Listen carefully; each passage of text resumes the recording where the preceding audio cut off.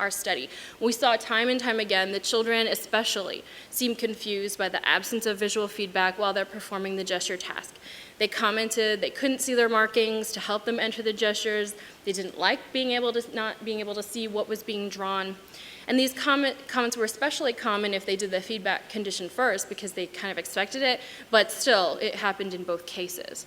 We also noted that several of the older kids actually expressed more interest in trying to make their gestures quote unquote pretty and preferred to be able to see what they were doing in order to do that.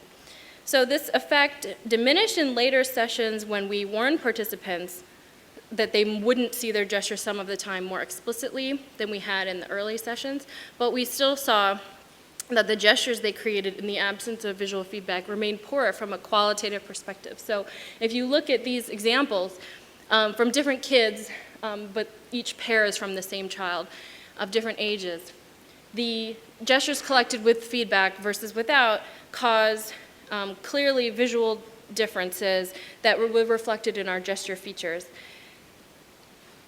So eventually, all users completed all the gestures in both the presence and absence of visual feedback. The user's frustration in the latter case, the absence of it, didn't seem to diminish as the study session went on.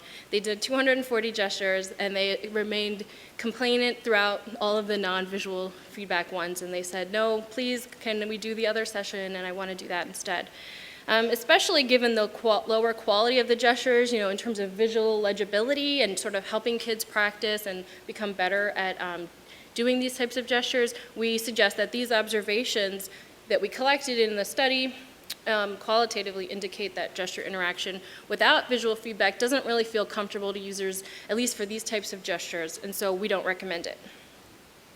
So, in conclusion, our study has characterized how children and adults make gestures that differ with visual feedback and without.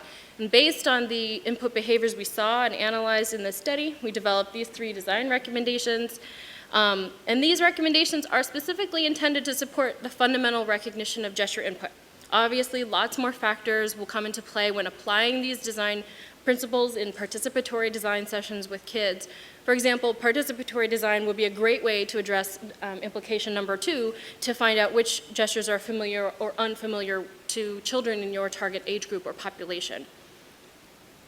And ultimately, we anticipate our next steps being to work on algorithms to recognize kids' gestures better, to incorporate co-design sessions in that process to help kids recover from any errors that do exist in recognition more smoothly. All right, that's all. I look forward to your questions during the discussion.